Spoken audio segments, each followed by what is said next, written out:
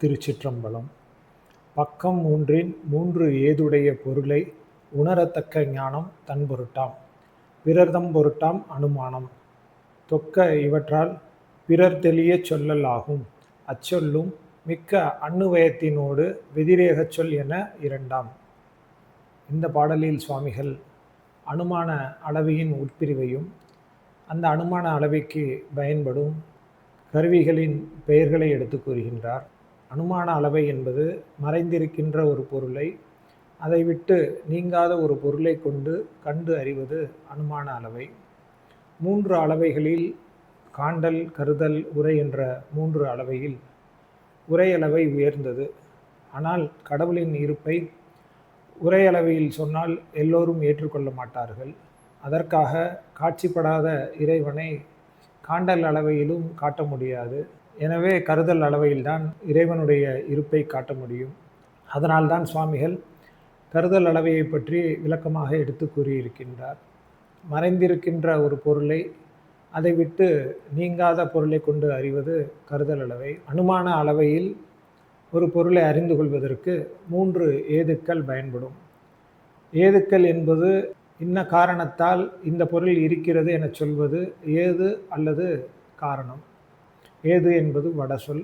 அந்த மூன்று ஏதுக்கள், ஒன்று இயல்பு ஏது, இரண்டாவது காரிய ஏது, மூன்றாவது அனுபலத்தி ஏது.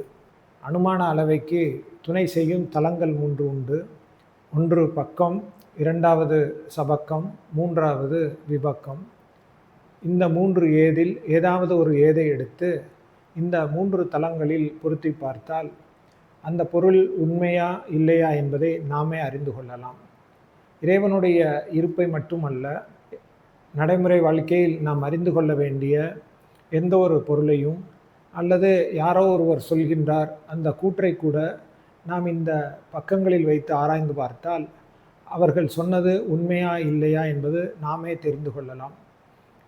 இப்படி அனுமான அளவையில் வைத்து ஒரு பொருளை நாம் உணர்ந்து கொள்வதற்காக அறிந்து கொண்டால் அது தன்பொருட்டு அனுமானம். மற்றவர்களுக்கு ஒரு பொருளை பற்றி கூற வேண்டும் அல்லது நிரூபிக்க வேண்டும் என்பதற்காக இந்த அனுமான அளவையில் வைத்து ஒரு பொருளை அறிந்தால் அது பிறர் பொருட்டு அனுமானம்.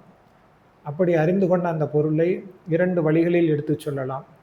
ஒன்று நேர்மறையாக எடுத்தும் விளக்கலாம் அல்லது எதிர்மறையாக எடுத்து சொல்லியும் விளக்கலாம். அப்படி நேர்மறையாக எடுத்து சொல்லி விளக்கினால் அது அன்னுவய சொல், எதிர்மறையாக எடுத்து விளக்கினால் அது எதிர்வேக சொல். சுவாமிகள் இந்த பாடலில் கருதல் அளவின் உட்பிரிவையும் அதற்கு பயன்படும் கருவிகளை பெயரளவில் மட்டுமே எடுத்து கூறியிருக்கின்றார். ஏதுக்கள் மூன்று, தலங்கள் மூன்று என பெயரை மட்டும்தான் எடுத்து கூறியிருக்கின்றார். இனி அடுத்தடுத்த பாடலில் ஏதுக்கள் என்றால் என்ன, தலங்கள் என்றால் என்ன, அந்த தலங்களில் எப்படி பொருத்தி பார்ப்பது, அப்படி பொருத்தி பார்ப்பதை நாம் எப்படி விளக்கமாக சொல்வது, அன்னவய சொல் என்றால் என்ன, வெதிரேக சொல் என்றால் என்ன என்பதையெல்லாம் விளக்கமாக கூறியிருக்கின்றார். இனி அடுத்தடுத்த பாடல்களில் அதை இறைவனுடைய திருவருளால் தொடர்ந்து சிந்திப்போம். திருச்சிற்றம்பலம்.